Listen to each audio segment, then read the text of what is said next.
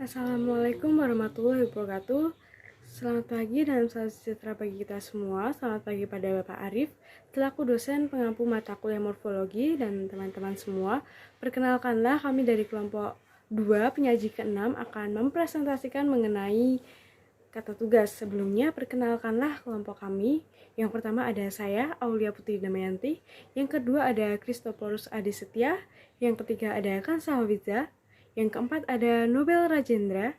Yang kelima ada Rahel Fatma. Dan yang terakhir ada Vita Titania Salsabila. Materi yang pertama yaitu batasan dan ciri kata tugas. Batasan kata tugas. Kata tugas didefinisikan sebagai kata yang menyatakan hubungan suatu unsur dengan unsur yang lain dalam frasa atau kalimat. Kata tugas hanya mempunyai arti gramatikal dan tidak memiliki arti leksikal, yaitu arti suatu kata tugas ditentukan bukan oleh kata itu secara lepas, melainkan oleh kaitannya dengan kata lain dalam frasa atau kalimat. Contoh, kata tugas pada kata dan baru akan mempunyai arti apabila dirangkai dengan kata lain. Misalnya, ayah dan ibu pergi ke pasar. Kata dan dalam frasa ayah dan ibu menyatakan makna hubungan antara kata ayah dan ibu. Lalu, pada kata ke, pada frasa pergi ke pasar, menyatakan makna arah yang dituju. Selanjutnya ada ciri kata tugas. Yang pertama, kata tugas tidak dapat menjadi dasar untuk pembentukan kata lain. Bentuk-bentuk seperti menyebabkan dan menyampaikan tidak diturunkan dari kata tugas sebab dan sampai, tetapi dari nomina sebab dan verba sampai. Selanjutnya yang kedua, kata tugas merupakan kelas kata yang tertutup, yaitu kelas kata ini tidak mudah menambah atau menerima unsur bahasa lain sebagai kata baru atau padanan kata yang telah ada. Baik, di sini saya akan menjelaskan mengenai preposisi. Preposisi dari segi bentuknya dibedakan menjadi dua macam, yaitu preposisi tunggal dan preposisi majemuk. Preposisi dari perilaku semantisnya yang juga disebut kata depan adalah kata tugas yang menandai berbagai hubungan makna antara konstituen di depan preposisi tersebut dan konstituen di belakangnya.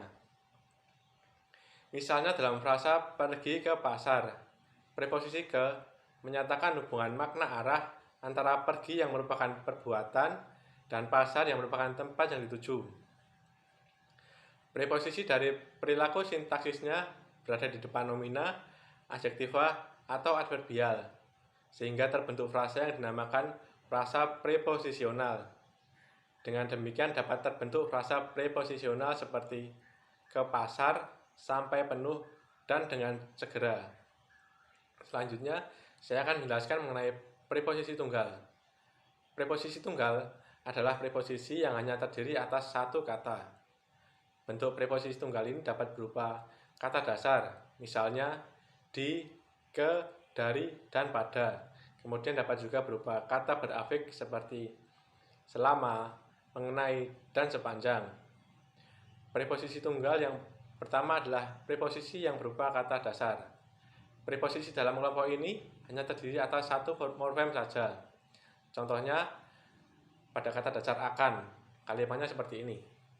Anak kecil biasanya takut akan kegelapan. Kemudian pada kata dasar lepas, hilang minyak, balongan terdapat di lepas pantai.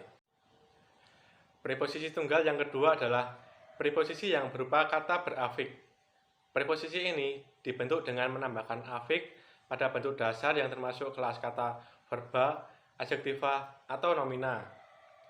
Pengafiksan dalam pembentukan itu dapat berbentuk penambahan prefiks, sufiks, atau gabungan dari keduanya. Yang pertama, preposisi yang berupa kata berprefiks, contohnya pada kalimat Arya senang pergi bersama ibunya. Kemudian preposisi yang berupa kata bersufiks, contohnya pada kalimat wajah mereka teramat mirip, bagaikan pinang dibelah dua. Dan yang terakhir, preposisi yang berupa kata berprefiks dan bersufiks. Contohnya pada kalimat surat itu telah dikirim melalui pos. Bentuk preposisi yang kedua adalah preposisi gabungan. Preposisi gabungan ini memiliki beberapa jenis. Jenis yang pertama yaitu preposisi yang berdampingan. Preposisi gabungan jenis pertama ini terdiri atas dua preposisi yang letaknya berurutan. Contohnya pada preposisi daripada. Kalimatnya seperti ini. Menara ini lebih tinggi daripada pohon itu. Kemudian jenis yang kedua, preposisi yang berkorelasi. Preposisi gabungan jenis kedua ini terdiri atas dua unsur yang dipakai berpasangan, tetapi terpisah oleh kata atau frasa lain. Contohnya pada frasa antara dan. Contoh kalimatnya, antara dia dan adiknya ada perbedaan yang mencolok. Kemudian pada frasa dari dan ke, kalimatnya seperti ini. Mereka pindah dari Bandung ke Jakarta tahun lalu. Selanjutnya, bentuk preposisi gabungan yang terakhir adalah preposisi dan nominal lokatif. Suatu preposisi juga dapat bergabung dengan dua nomina, asalkan nomina itu mempunyai ciri lokatif, seperti pada frasa preposisional di atas, ke dalam, dan di sekitar. Contoh kalimatnya seperti ini. Yang pertama, letakkan piring itu di atas meja. Yang kedua, dia memasukkan kunci itu ke dalam laci. Kemudian, naikkan barang itu ke atas truk. Selanjutnya, pisau itu diambil dari dalam peti, dan yang terakhir, dagangan itu diturunkan dari atas kapal. Preposisi memiliki peran dalam semantis. Peran semantis preposisi yang pertama adalah sebagai penanda hubungan tempat. Contohnya, ia telah bekerja di kantor ini selama 20 tahun. Peran yang kedua sebagai penanda hubungan peruntukan. Contoh kalimatnya, bagi kami bukan persoalan pokok. Peran yang ketiga sebagai penanda hubungan sebab. Contoh kalimatnya, Amru mencintai Vita karena keibuannya. Kemudian peran yang keempat sebagai penanda hubungan kesertaan atau cara. Contohnya, atlet itu menerima kekalahan dengan lapang dada. Kemudian peran yang kelima sebagai penanda hubungan pelaku. Contohnya, toko itu akan dibuka oleh pemiliknya. Kemudian peran yang keenam sebagai penanda hubungan waktu. Contohnya, Amru datang pada malam hari. Kemudian peran semantis yang ketujuh sebagai penanda hubungan ihwal atau peristiwa. Contoh kalimatnya, tentang orang itu sudah diketahui warga. Kemudian peran semantis yang terakhir adalah sebagai penanda hubungan asal. Contoh kalimatnya, kursi itu dibuat dari kayu jati. Yang terakhir, peran sintaksis preposisi. Frasa preposisional dalam bahasa Indonesia pada umumnya berfungsi sebagai keterangan atau adverbial dalam kalimat. Seperti pada kalimat, kami tinggal di jalan damai, mereka sudah berangkat ke sekolah, dan uangnya ditabung di bank. Verba predikat yang mengandung makna gerakan seperti pergi, datang, dan berangkat umumnya diikuti oleh keterangan berupa frasa preposisional yang intinya adalah preposisi ke yang mengandung makna arah atau tujuan, atau preposisi dari yang mengandung makna asal. Karena persamaan ciri kata makna itu, kalimat berpredikat frasa preposisional dan yang berpredikat verba cenderung mempunyai perilaku sintaksis yang sama dan persamaan makna jika konteks ujarnya jelas. Contohnya, pada kalimat Wati ke Bandung, preposisi ke ini mengandung makna pergerakan. Seperti pada contoh yang kedua yaitu Wati pergi atau berangkat atau pulang ke Bandung. Frasa preposisi yang telah bergabung dengan nomina tempat dapat menjadi predikat kalimat seperti untuk, bagi, tentang, atau mengenai ditambah nomina tempat mempunyai perilaku sintaksis seperti nomina. Contohnya, buku ini untuk hadiah ulang tahunmu. Dan kalimat yang kedua, buku ini bukan hadiah ulang tahunmu. Keberagaman perilaku sintaksis frasa preposisional yang menjadi predikat itu dapat dimengerti karena preposisi dalam bahasa Indonesia ada yang berasal dari nomina, verba, adjektiva, atau kelas kata lain. Konjungsi atau kata hubung merupakan kata tugas yang menghubungkan dua satuan bahasa baik yang setara ataupun tidak. Konjungsi setara menghubungkan kata, frasa, dan klausa yang setara. Contohnya, 1. Lili dan Gani sedang belajar matematika. 2. Kinas ingin makan ayam tetapi ibu memasak ikan. Lalu ada juga konjungsi tidak setara seperti karena, sejak, dan setelah yang menghubungkan kata, frasa, dan klausa yang tidak setara. Contohnya 1. Dalam hubungannya dengan kata dan frasa sebagai preposisi seperti dia tidak pergi berlibur karena masalah keuangan. Lalu yang kedua, dalam hubungannya dengan klausa berfungsi sebagai konjungsi seperti dia tidak pergi berlibur karena uangnya habis. Terdapat bentuk yang berfungsi hanya sebagai konjungsi seperti meskipun, kalau, walaupun, sedangkan. Terdapat bentuk yang berfungsi sebagai konjungsi dan preposisi seperti karena, sesudah, sejak, sebelum. Lalu menurut perilaku sintaksis kalimat, konjungsi dibagi menjadi 1. Konjungsi koordinatif, yaitu konjungsi yang menghubungkan dua unsur atau lebih yang berstatus sintaksis yang sama. Konjungsi koordinatif dan serta tetapi dapat menghubungkan klausa dan frasa atau kata walaupun frasa yang dihasilkan bukanlah frasa preposisional. Contohnya, dia mencari saya dan adik saya. Lalu ada juga konjungsi atau menyatakan makna pilihan eksklusif, yaitu pilihan satu atau dari dua kemungkinan yang lebih. Contohnya, anaknya laki-laki atau perempuan. Lalu ada juga 3 konjungsi atau yang dapat menyatakan makna pilihan inklusif, yaitu pemilihan satu atau lebih dari dua kemungkinan atau lebih. Contohnya, karyawan yang malas ataupun yang tidak jujur akan ditindak. Sebagai penghubung klausa, konjungsi dan dapat mempunyai implikasi semantik seperti klausa kedua merupakan tambahan dari klausa pertama, dengan catatan kedua klausa tersebut adalah kongruen atau sepadan. Contohnya, dia berbaju putih dan dia memakai dasi kupu-kupu.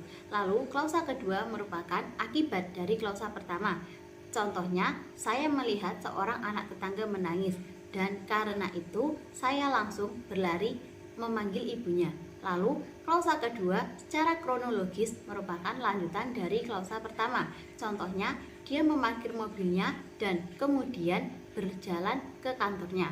Lalu ada klausa kedua yang merupakan komentar terhadap klausa pertama. Contohnya, Ibu Tina perhatian sekali dan tidak heran kalau suaminya sering memberinya hadiah.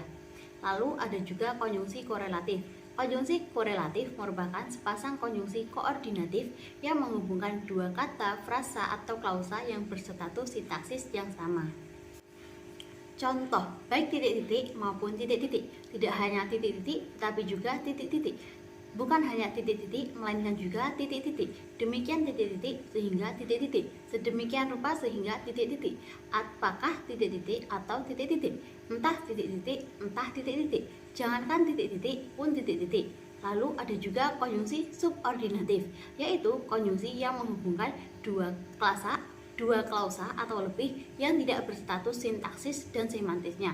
Konjungsi subordinatif ini dibagi menjadi 13 kelompok. Baik, untuk materi yang selanjutnya yakni mengenai interjeksi atau kata seru. Yang pertama ada interjeksi kejijikan seperti ih, idih, hah, cis, cih.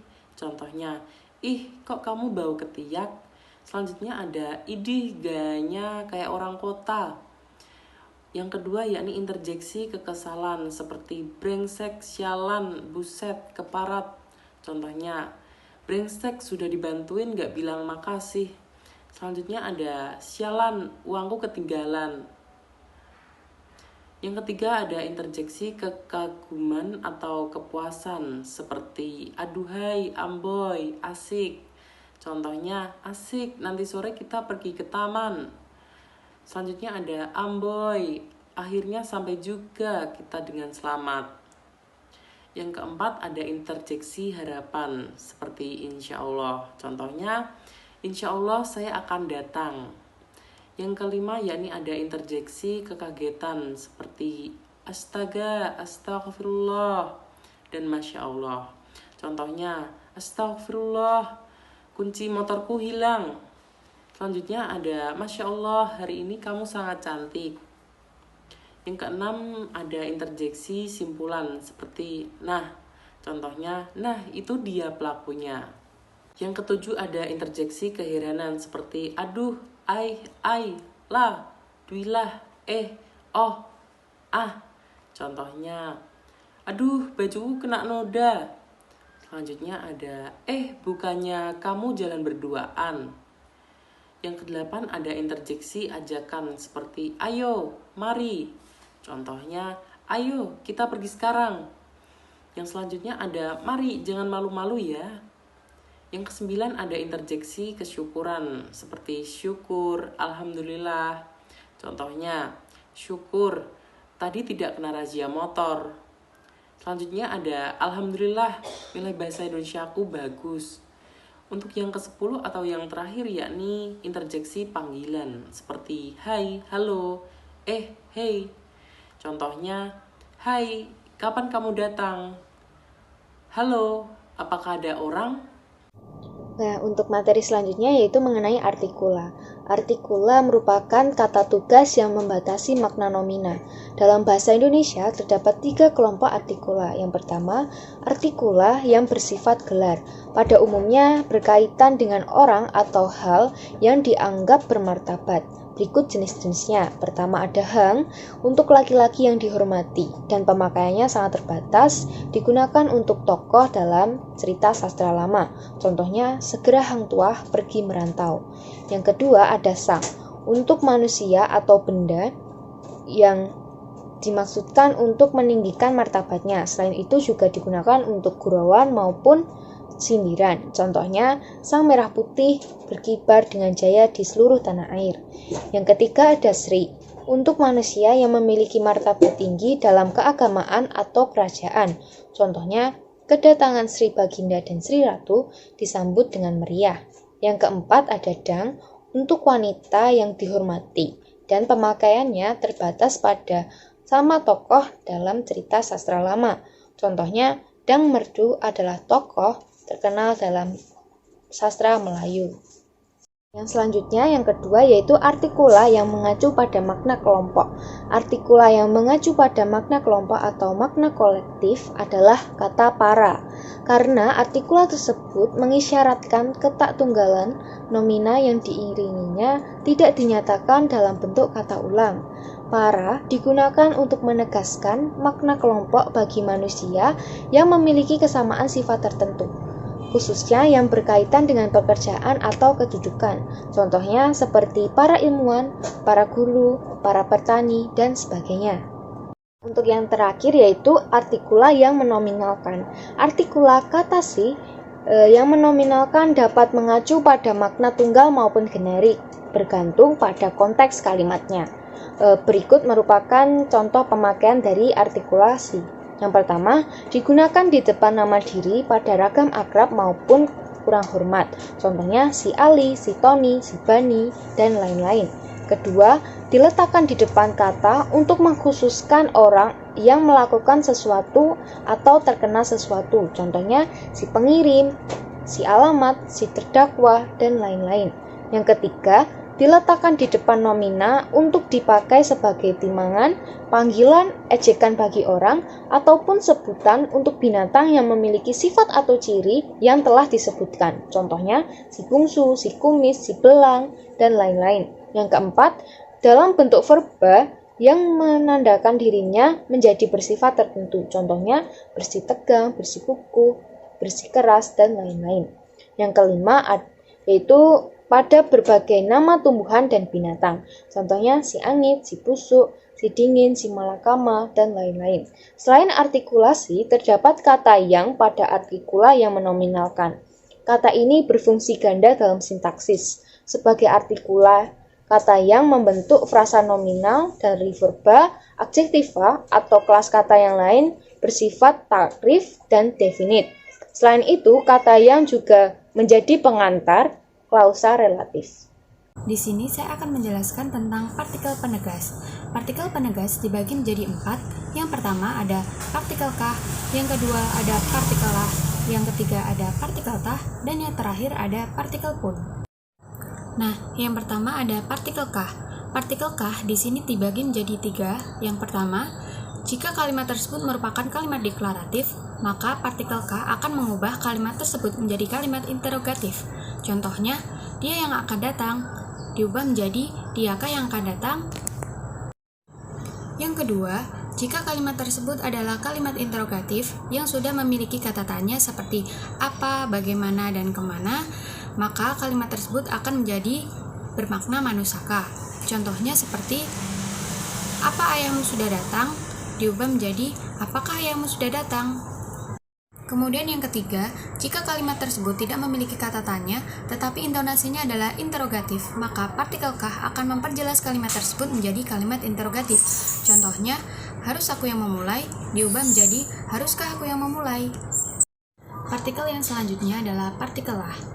Partikel lah dibagi menjadi dua. Yang pertama, dalam kalimat imperatif, maka partikel lah ini akan menghaluskan kata perintah yang ada di dalam kalimat tersebut. Contohnya seperti bawa mobil ini ke bengkel besok pagi, diubah menjadi bawalah mobil ini ke bengkel besok pagi. Yang kedua, di dalam kalimat deklaratif, partikel lah dipakai untuk memberikan ketegasan. Contohnya, ini gerakan pembaruan, diubah menjadi inilah gerakan pembaruan. Partikel yang selanjutnya adalah partikel tah. Partikel tah dipakai di dalam kalimat interrogatif, tetapi sebenarnya partikel tah ini tidak memerlukan jawaban. Contohnya seperti, siapa toh yang dapat menolongku? Apa toh arti kehidupan ini tanpa engkau? Partikel yang selanjutnya adalah partikel pun.